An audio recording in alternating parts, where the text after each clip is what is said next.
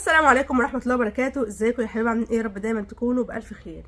يوم جديد وقررت اول ما اروق اصور لكم الفيديو ده. طبعا اروق اللي هو افصل شوية من المشاوير اللي انا كل شوية اروحها واجي منها وكده. فمعلش اعذروني الايام دي عشان خاطر انتوا عارفين ان احنا بنخلص الاجراءات بتاعة العمرة والحاجة واللبس والحاجات دي كلها. فبصراحة اليوم بتاعي بيبقى اول ما اصحى بكون في الشارع، ولما برجع لو هعمل حاجة في البيت وانام على طول خلاص كده. النهارده قررت ان انا اتكلم معاكم كلمتين بخصوص التعليقات كلها اللي كانت بتجيلي. في تعليقات كتيره بتتكرر، تمام؟ فانا حبيت ان انا اجمعهم لكم كلهم في وقت واحد في فيديو واحد، عشان خاطر الحاجات اللي انا هقولها دي يمكن ناس كتير ما تعرفش عنها حاجه، او مثلا يكونوا فاهمينها بطريقه تانية، او يعني كتوضيح مش اكتر. مبدئيا الناس اللي قالت لي ما تجيبيش اكل، السعوديه فيها كل حاجه. انا عارفه، ربنا يا رب يزيدهم، عارفه ان هي فيها كل حاجه وفيها كفه شيء وكل حاجه، بس انا مشكلتي في العمله. انا ما عنديش ريالات. مصر هنا ما فيش ريالات، عشان خاطر ابقى انا مسافره ومعايا عمله اشتري بيها اللي انا عايزاه هناك. فاهمين قصدي ازاي؟ يعني انا مثلا دلوقتي انا مسافره عشان اروح البنك. انا لسه النهارده جايه من البنك، رحت البنك عشان خاطر اسحب على الجواز السفر بتاعي وعلى التاشيره زي ما بيقولوا. زي ما قالوا ان كل فرد، في اللي قال $500 500 ريال مسموح له، وفي اللي قال 1000 ونص، وفي اللي قال 2000. انا عامه عندي حساب على بنك مصر، فلما رحتش خاطر اسحب ريالات، في الاول قال لي عادي مفيش مشكله، بس هيسحب لي انا يعني، ولا ينفع للبنات علشان قاصر، ولا ينفع لماما لان ماما ملهاش حساب في بنك مصر.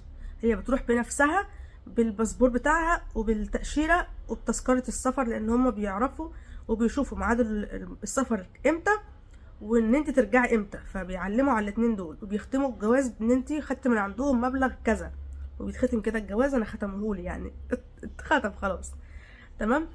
ف ليا انا المفروض ان انا ليا 2000 ريال. حلو الكلام. بعد ما استنيت دوري وتمام التمام ورحت بقى عشان خاطر قلت اقبض بالمره، احنا قبضنا من اليوتيوب بيجي بالدولار. فلقيته بيقول لي لا مش هينفع. قلت له مش هينفع ليه؟ قال لي انت عندك حساب بالدولار والحساب فيه فلوس فمش هينفع. قلت له حضرتك احنا 4 مسافرين، الحساب اللي بالدولار ده الفلوس اللي فيه كلها مش بتاعتي. قال لي لا بس الفلوس دي قدامنا وقدام الناس ده حسابك، دي بتاعتك انتي. قلت له طب ما هي برضه مش هتكفي. قال لي مع الاسف طالما عندك حساب بالدولار معنى كده ان انت معاكي عمله تعرفي تصرفيها في اي مكان بره مصر، مش هينفع ان انا اديكي ايه ريالات. وخلاص سك على المطلوب، وقلت يا وش يا والكلام ده كده. سحبت الفلوس اللي موجوده عندي في الحساب. فقلت له هو ما ينفعش تحاول تاني؟ قال لي انت صفرت الحساب. قلت له خلاص الحساب ما فيهوش حاجه خالص. قال لي طب ثواني. راح باصص تاني لقى ان ينفع، تمام، لقى ان ينفع اللي هو لازم الحساب بتاع الدولار. يعني لو دلوقتي مثلا حد عنده حساب دولار ورايح يسحب ريالات، البنك مش هيرضى يديله، تمام؟ ممكن بس ياخد في حاله واحده، ان يكون الحساب ده اصلا ما فيهوش، يعني ما فيهوش دولار. انا مش معايا دولار، اعمل ايه طيب؟ تاني حاجه، انا لفيت على الصرافات اللي هي في مصر هنا، او في القاهره عامه، يعني مش هقول لكم مصر كلها، في القاهره عندنا او اللي حوالينا مفيش ريالات نهائي. مفيش. كل ما اروح لصراف يقول لي والله ما عندي، بقالي كذا يوم ما عنديش ريالات، والله ما موجود، يعني مش موجود اصلا ريالات حتى في الصرافه. لو بقى دورت بقى عند حد بيبيع سوق سودا ممكن الاقي، بس انا ما اعرفش حد وما اضمنش حد، فدي حاجه مش هتبقى مضمونه. الصرافه مضمونه، البنك مضمون. عشان كده يا جماعه انا بشتري من هنا الاكل اللي هو المعلبات، اللي هي مثلا تونه، علبتين 3 فول، جبنه مثلا، الحاجات اللي هي التسالي. انا عارفه ان الحاجات دي كلها موجوده هناك، مفيش بلد ما فيهاش الحاجات دي. بس يا جماعه في فلوس هتاثر معايا هناك. يعني انا دلوقتي لو جبت الحاجات دي، ما انا لما اروح هناك اشتريها، المبلغ اللي انا هشتري بيها هناك اجيب بيه حاجه تانية. انا دلوقتي لو الفلوس اثرت معايا هناك انا هعمل ايه؟ مش هعرف اجيب اكل، مش هعرف اجيب غدا مثلا. يعني انا الحاجات اللي انا واخداها دي حاجات تنفع فطار وتنفع عشاء، الغدا هيبقى هناك. فكده انا عامله حسابي ان انا الغدا هيبقى محتاج فلوس هناك. الانتقالات مثلا لو مفيش حاجه تبع الفندق او كده، هيبقى مثلا محتاجه برضو مصاريف هناك. لو حبيت اجيب هدايا محتاجه مصاريف هناك. لو حبيت اعمل اي حاجه او اجيب اي حاجه برضو محتاجه فلوس هناك. فاهمين قصدي؟ ومش جنيه مصري. قال لي مع الاسف الجنيه المصري ما بقاش بيه تعامل هناك خالص، يعني خلاص. معرفش ده صح ولا غلط. قال لي يعني السعوديه تقريبا وقفت التعامل مع الجنيه المصري. فبرضو عشان انا معرفش ده صح ولا غلط، خلينا في المضمون. انا دلوقتي مش لاقيه ريالات، فعندي حل من الاتنين، يا اما اخد معايا دولار، يا اما اشتري مثلا جزء من الحاجات اللي انا محتاجاها هناك من هنا. انا هشتريها هنا بعمله الجنيه بتاعنا، يعني بالفلوس اللي انا بصرفها، فبالنسبه لي دي مش هتبقى مشكله خالص. ده بالنسبه للحاجات اللي انا اشتريتها اللي هي خاصه بالاكل. تمام كده. تاني حاجه الموضوع بتاع الهدوم، انت جبت الهدوم منين واللبس منين وكده. انا يا جماعه معرفش مكان معين، انا نزلت التوحيد والنور لقيت عنده عبايات، ولقيت عنده طقم. الطقم ده مكون من عبايه بيضه، بنطلون، وقميص كده تقريبا بحماله او بنص، مش عارفه انا ما فتحتوش يعني، وطرحه. الاربع حاجات دول في قلب كيس، دول معروفين لونهم ابيض كلهم. تمام.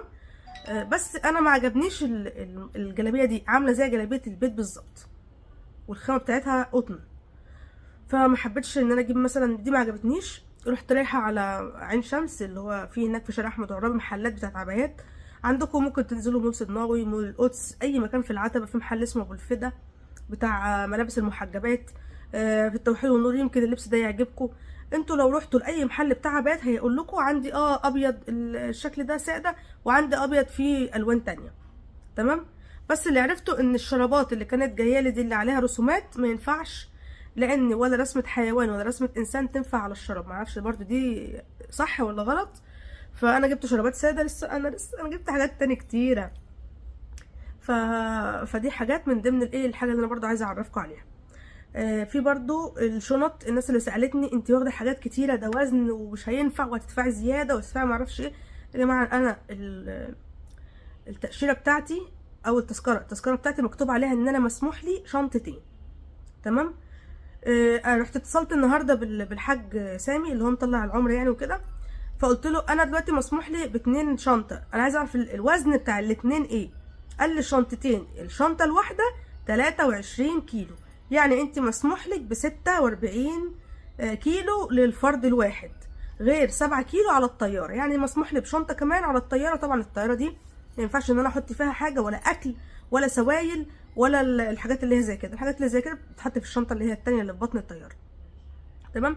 فانا كده مسموح لي ب46 في بطن الطياره و7 على الطياره، فانا كده معايا وزن زياده 46. يعني لو قلنا مثلا كل واحد مسموح له ب50 كيلو، احنا 4، يعني مسموح لنا ب200 كيلو بكله، يعني اللي هو بقى بالطياره وبتحت والكلام ده. فانا شايفه ان الوزن مناسب وحلو قوي وكويس جدا وكل حاجه.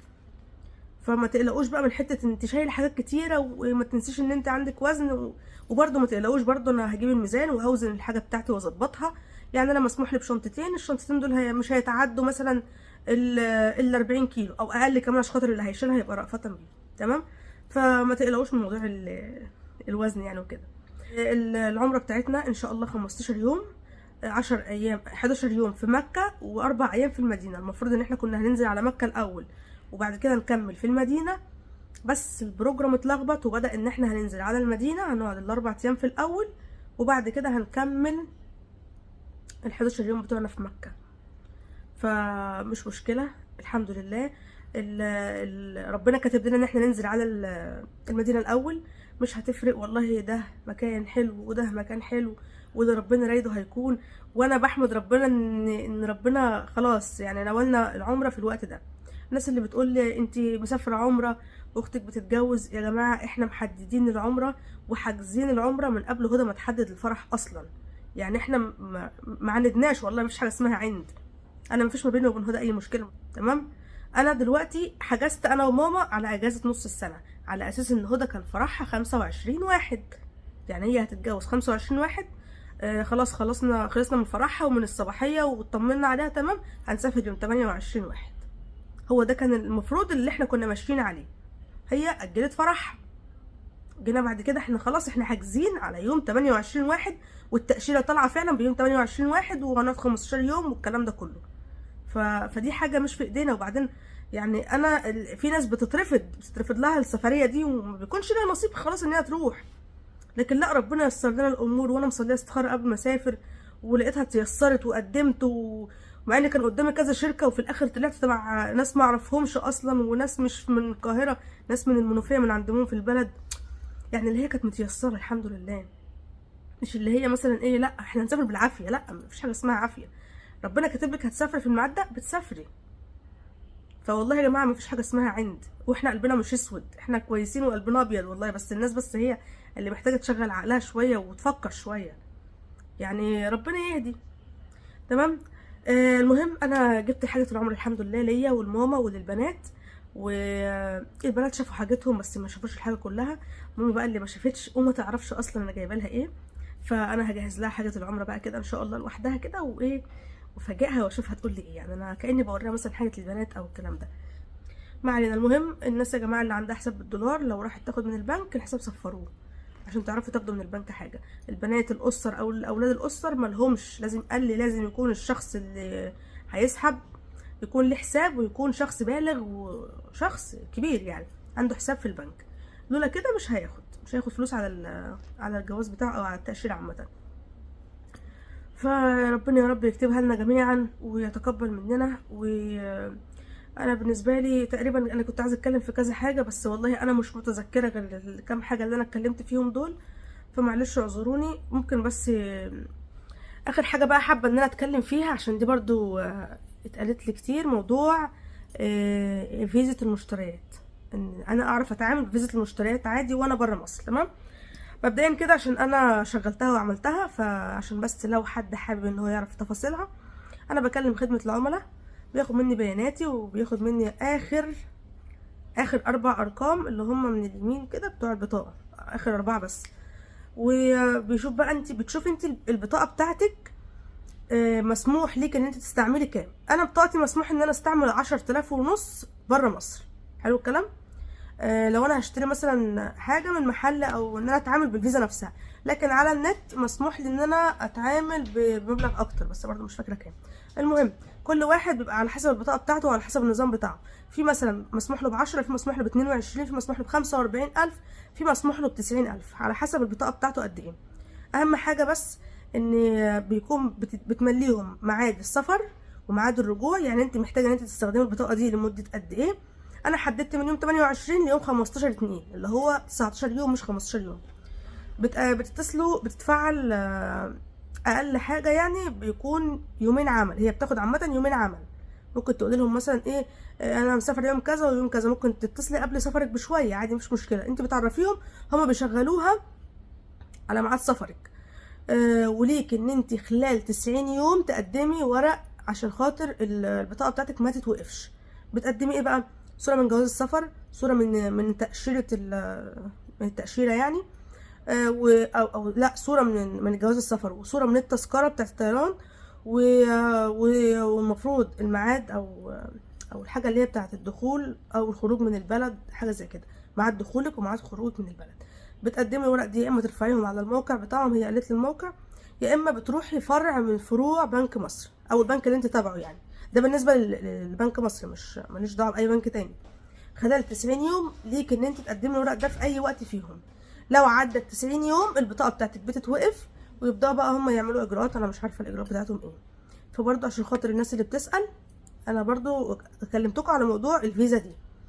لو في بقى اي سؤال تاني عندكم اكتبوا لي وانا برد لكم عليه بقى في التعليقات. انا كده بالنسبه لي يا جماعه الفيديو خلص، ويا رب اكون افدتكم بالمعلومات اللي عندي والمعلومات اللي انا قلتها. وان شاء الله ابقى اعمل لكم فيديو تاني بقى، بس مش دلوقتي، ان شاء الله لما ارجع من العمره او لما اروح العمره شويه اقول لكم على شويه حاجات كده برضو انا عرفتها عشان افيدكم. لان انا لو مش عارفه حاجه وعرفتها من حد تاني فانا ببقى محتاره، طب الحاجه دي ايه صح غلط عملت ايه الكلام ده. تمام. فانا بالنسبه لي يا جماعه الفيديو خلص، يا رب يكون الفيديو عجبكم، اسيبكم على خير وادعوا لنا، ما تنسوناش تدعوا لاهل فلسطين والاهل السودان واهل اليمن، يا رب يا رب يا رب ينصرهم ويثبت اقدامهم ويشفي مرضاهم يا رب ويرحم امواتهم جميعا. اسيبكم على خير، السلام عليكم.